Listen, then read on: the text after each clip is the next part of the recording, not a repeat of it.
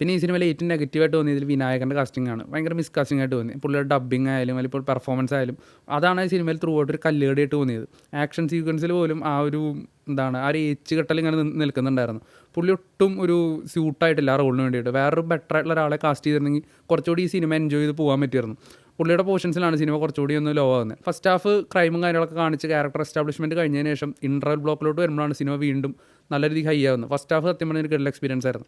Second ഹാഫിലോട്ട് വരുമ്പോൾ cinema തിരക്കഥാപരമായിട്ട് കുറച്ച് താഴോട്ട് പോയി വലിയ രീതിയിൽ നമ്മൾ പിടിച്ചിരുത്താത്തൊരു സാഹചര്യം വരെയുണ്ടായി. ക്ലൈമാക്സും അങ്ങനെ ഒട്ടും സാറ്റിസ്ഫൈ ആയിട്ടില്ല. പക്ഷേ അവിടെയൊക്കെ സിനിമയിൽ ഒരു പ്ലസ് ഫാക്ടർ എന്ന് പറയുന്ന അല്ലെങ്കിൽ ഒരു പോസിറ്റീവ് ഫാക്ടർ എന്ന് പറയുന്നത് മമ്മൂട്ടി തന്നെയായിരുന്നു. പുള്ളി വരുന്ന സീനുകളിൽ തന്നെ നമുക്കൊരു കണ്ടിരിക്കാൻ തോന്നുന്ന ഒരു രീതിയിലാണ് ഈ സിനിമ എടുത്ത് വെച്ചേക്കുന്നത്. അപ്പോൾ അതാണ് ഞാൻ ഫസ്റ്റ് തന്നെ പറഞ്ഞത്, മമ്മൂട്ടി എന്ന് പറഞ്ഞ ഫാക്ടർ മാറ്റി നിർത്തി കഴിഞ്ഞാൽ സിനിമയിൽ വലുതായിട്ട് നല്ല കാര്യങ്ങളൊന്നുമില്ല.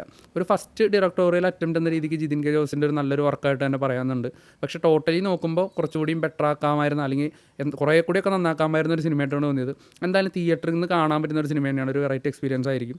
അപ്പോൾ എന്തായാലും റേറ്റിംഗ് പറയുകയാണെങ്കിൽ ഒരു 3 ഔട്ട് ഓഫ് 5 ഒക്കെ നമുക്ക് റേറ്റിംഗ് കൊടുക്കാം.